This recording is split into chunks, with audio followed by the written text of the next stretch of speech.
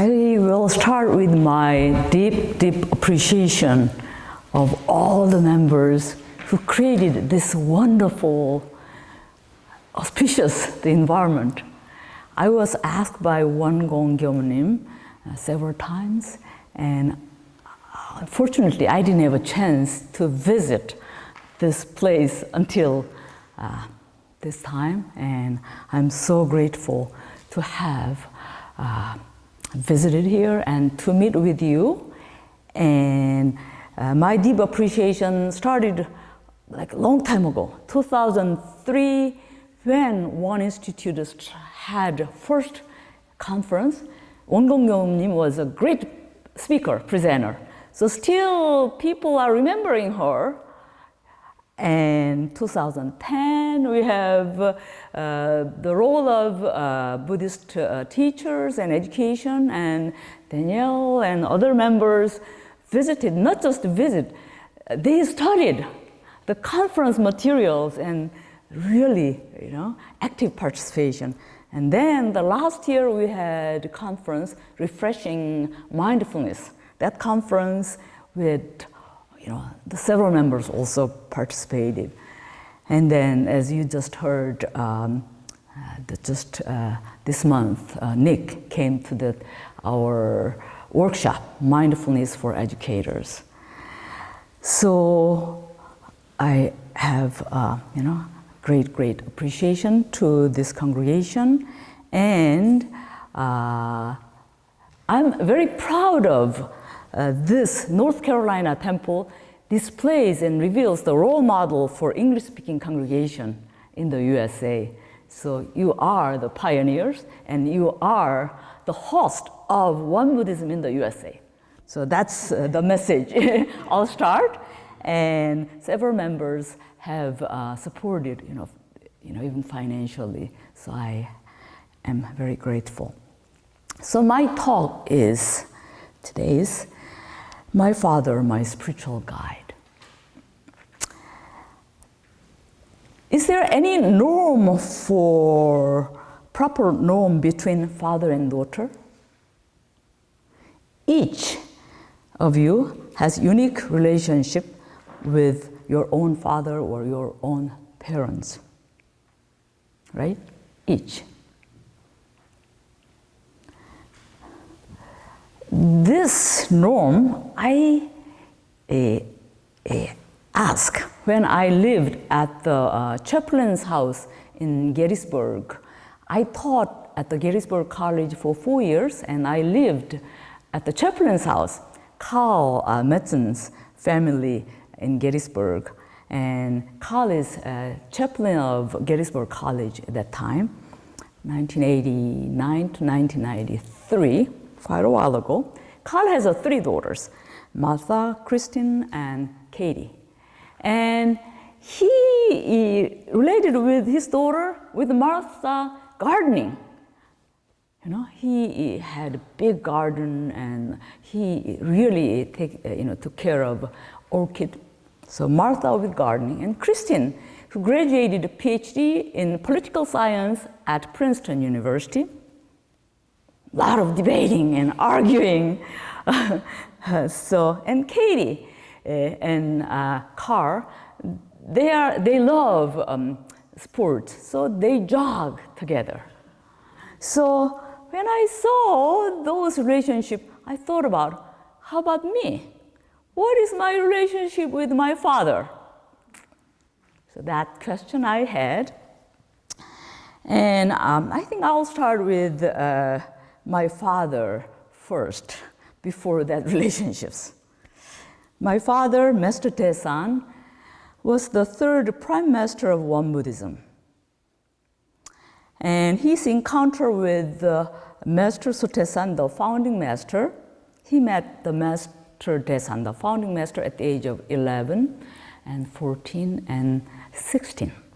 So finally he ended in joining the One Buddhist community at the age of 16, after he decided quitting his smoking. At a young age, he smoked. And nobody smoked, so he hid and smoked. And then he thought, what am I doing here? So he said, I am quitting. And then he became Master Sotaesan's disciple. And at the age of 30, Master Sotaesan passed away, and around that age, he got the TB. Is that the right one? The lung problem, TB. Yeah. So he lived all his life without with the malfunctioning of the lung. So poor health and sickness has been his company until he passed away. And at the age of 49, he became the third head Dharma masters, third prime masters, and for 33 years, he served as the head of one Buddhist community. And he stepped down at the age of 81. And he passed away at the age of 84. When he passed away, the song of commemoration, and then 3 years ago, or 2 years ago, 2015, celebration of his birth. So celebration of his centennial birth, the same song was the shared. So just the passage of the song, I just want to share. The song is, it is a bit longer, but I'll just share some of the middle part. Master Sotaesan, the founder, planted the seeds. Master Jeongsan, his successor, nourished the roots. Master Daesan, my father, the third head Dharma master, picked the roots. Regardless of any hardship, Master Daesan's dedication to nurturing and training disciples never ceased. Let's praise and let's praise and let's praise. That's the song the community sang at his death and also centennial celebration. And here we have another the Gyomunim, my sister. She is my elder sister. We have 6 siblings. The 3 sisters and 2 brothers, and 3 elder sisters and 2 brothers, and I'm the 6th. So 4 daughters and 2 sons, and I'm the last. So Jataonim, senior and retired Gyomunim, she will be here another week. So you will have more, learning and conversation with her.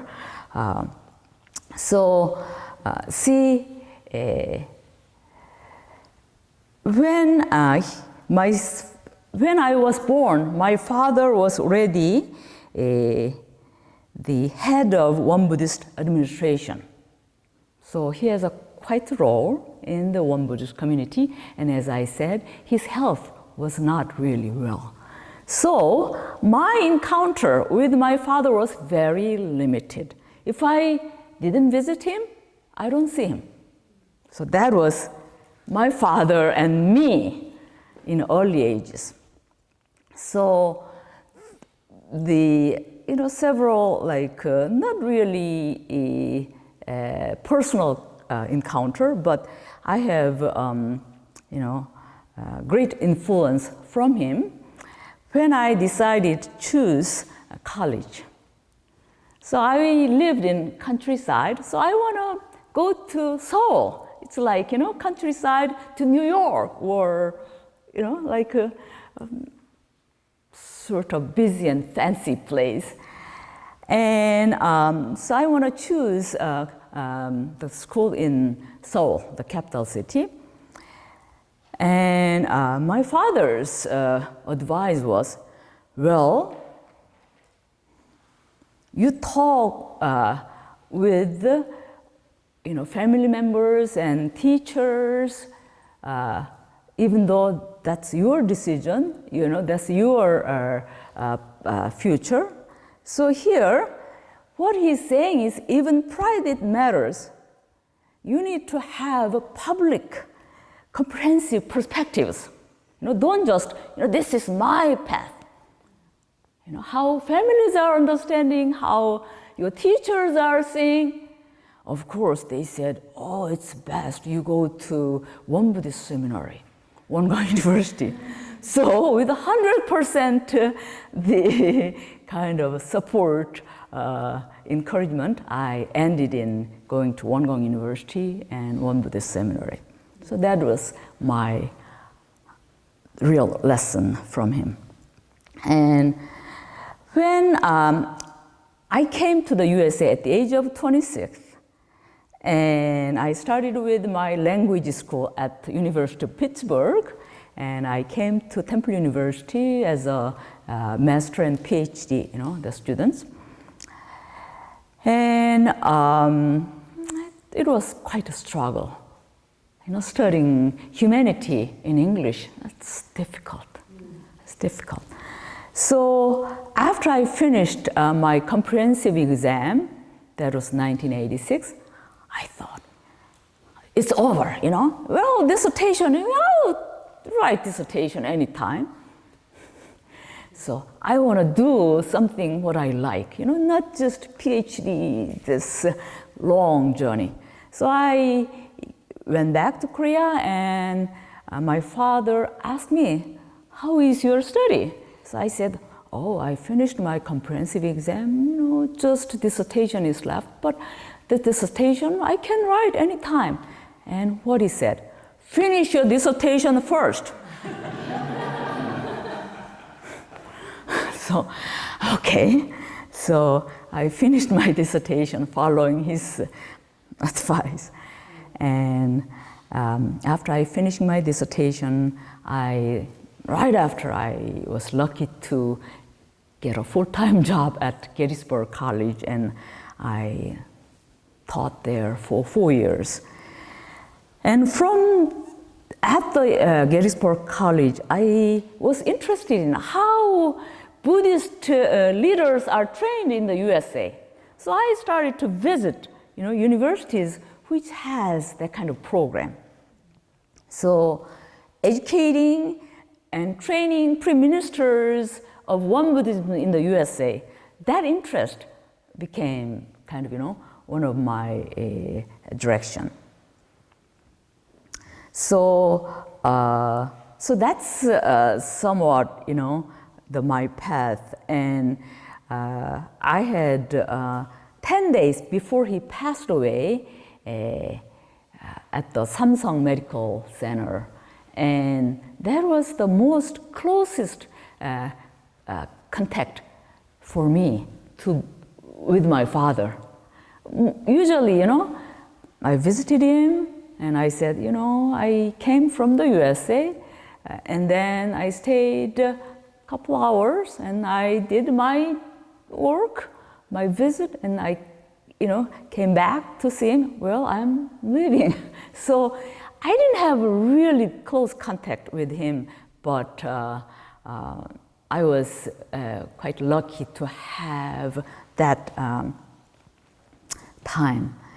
And so when you see my story, it's pretty dry, right?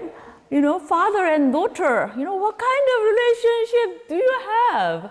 And what do you feel about your father? Well, I don't know why, but even I don't see him a year, still I felt I'm very proud of having him as my father. And I thought that kind of, that faith and trust, that feeling, probably not just from this life, probably much longer karmic relationship between him and me. I don't know exactly, but I think that's kind of how I see.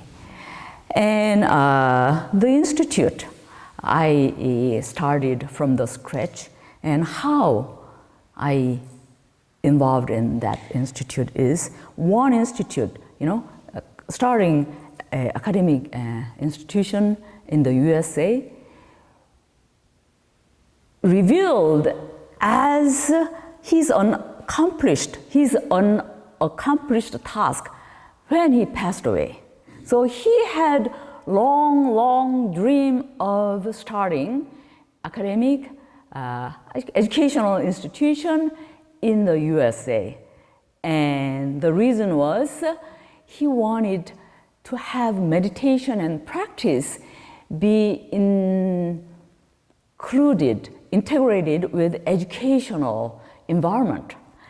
Meditation and practice should be the core of academic and educational institution. So that's why he dreamed of, and that dream revealed as an accomplished task when he passed away in 1998. And that year, I had quite a special bonus from him. What bonus?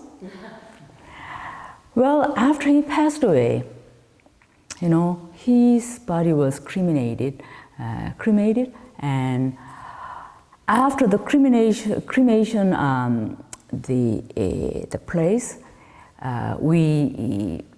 that was kind of late, not really late evening, so it's still kind of sunset time. So when we came back with his cremated, that ashes, the sky was so pretty, so beautiful. So